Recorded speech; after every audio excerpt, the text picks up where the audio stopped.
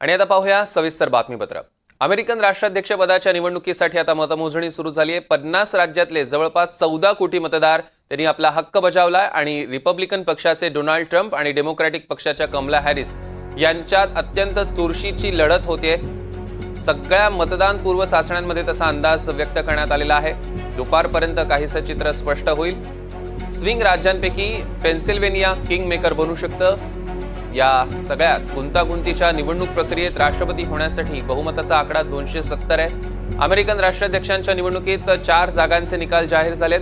99 ठिकाणी कमला हॅरिस आघाडीवर तर ट्रम्प 120 ठिकाणी आघाडीवर आहे. त्यामुळे यंदाची निवडणूक अत्यंत चुरशीची होते. अमेरिकन निवडणुकीत कोणाची सरशी होते बघावं लागणार आहे. सध्या तरी अमेरिकन निवडणुकीत ट्रम्प आघाडीवर दिसत आहेत. 10 जागांवर ट्रम्प यांनी विजय मिळवलेला आहे आणि आपण आपल्या टेलिव्हिजन स्क्रीनवर आकडेवारी बघतोय. केंटुकी, इंडियाना या भागांमध्ये ट्रम्प विजयी झालेत. 137 जागांवर डोनाल्ड ट्रम्प आघाडीवर, 99 ठिकाणी कमला हॅरिस आघाडीवर आहेत. एकदा ग्राफिक्सच्या माध्यमातून आपण बघूया आतापर्यंत कोणती राज्य जिंकलेली आहेत. इलिनोइस कमला हॅरिस यांनी जिंकलेला आहे. तर व्हर्मॉन्ट देखील कमला हॅरिस यांनी जिंकलाय. कनेक्टिकट आणि मॅसेच्युसेट्स हे देखील कमला हॅरिस यांनी जिंकलेले आहे. सोबतच न्यू जर्सीमध्ये देखील त्यांचा विजय झालाय आणि मेरीलँडमध्ये देखील त्या विजयी झालेल्या आहेत.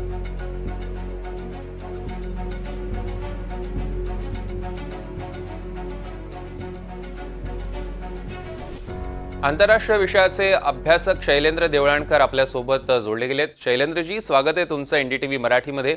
आत्ताचे आपण बघतोय कल साधारण आघाडी आपल्याला जर बघितलं तर डोनाल्ड ट्रम्प यांच्याकडे बघायला मिळते.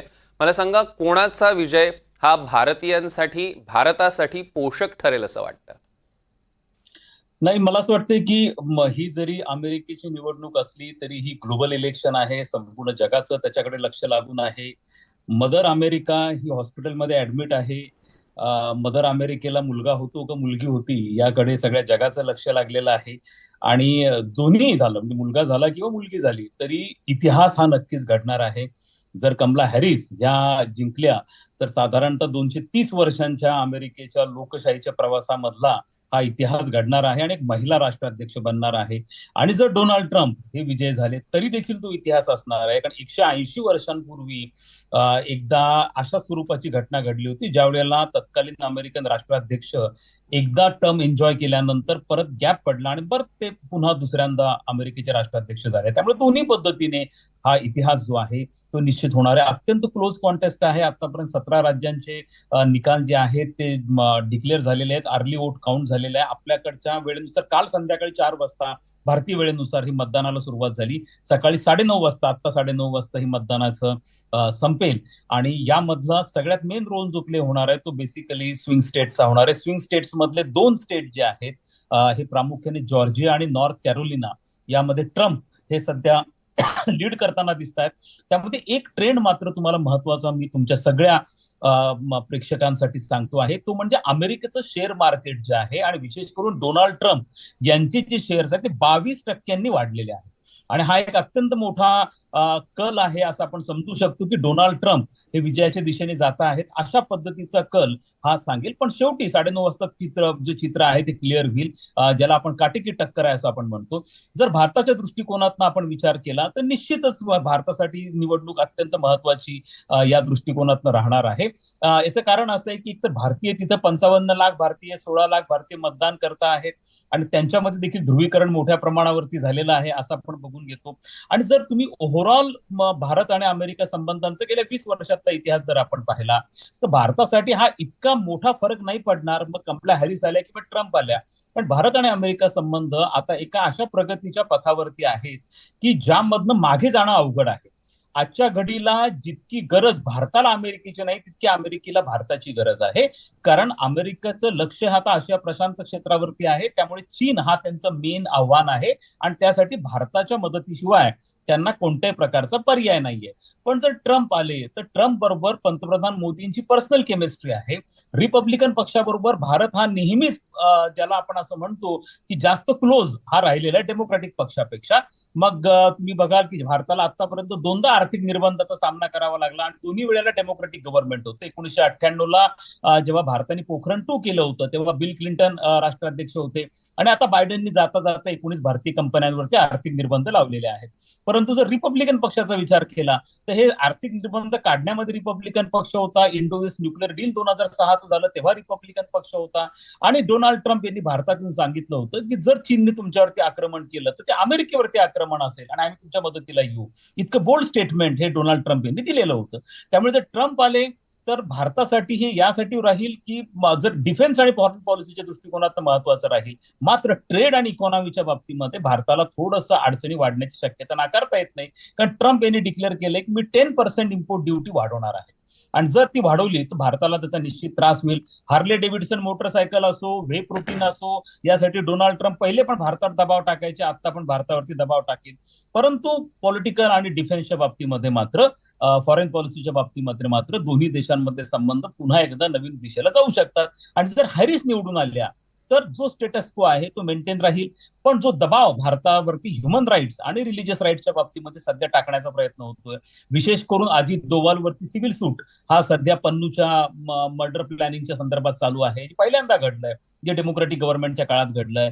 त्याचप्रमाणे कॅनडामधल्या निज्जरची हत्या असेल त्या संदर्भात जो दबाव टाकण्याचा प्रकार आहे, रिलीजियस फ्रीडम मायनॉरिटीच्या अधिकारांसंदर्भात दबाव टाकण्याचा प्रयत्न आहे, हा काही प्रमाणात चालू राहील, जो रिपब्लिकन पार्टीच्या काळामध्ये कदाचित या गोष्टींकडे दुर्लक्ष केलं जाईल. हा फरक आहे. बाकी अदरवाईज त्यांच्याकडचे जे डिफेन्स आणि फॉरेन पॉलिसी भारताचं महत्व अत्यंत महत्वाचं असल्यामुळे त्याचा फार डायरेक्ट इम्पॅक्ट भारतावर होईल असं मला वाटत नाही. शैलेंद्रजी, एकूणच या निवडणुकांकडे जर आपण बघितलं तर कोणते मुख्य मुद्दे यावेळी प्रचारात होते किंवा कोणते मुद्दे गाजलेले आहेत?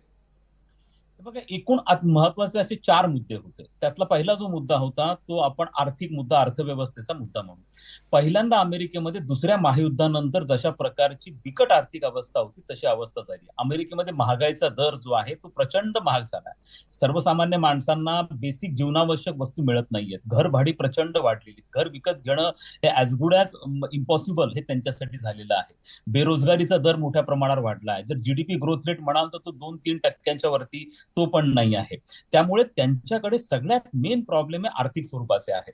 आणि आता जर आपण बघितलं, ट्रम्प आणि हॅरिस या दोघांनी पण कशा कशा पद्धतीचे प्रॉमिस केलेले होते, तर आता तुम्हाला मार्ग काय असतो की तुम्ही टॅक्स वाढवा. म्हणजे त्यांनी टॅक्स एवढा वाढवला आहे की आपण हॉटेलमध्ये वेटरला जी टिप देतो त्या टिपवरती देखील टॅक्स लावला गेलेला आहे. आता ट्रम्पने सांगितलं की टिपवरचा टॅक्स मी वेव करेल, म्हणजे तुम्ही घेणार नाही.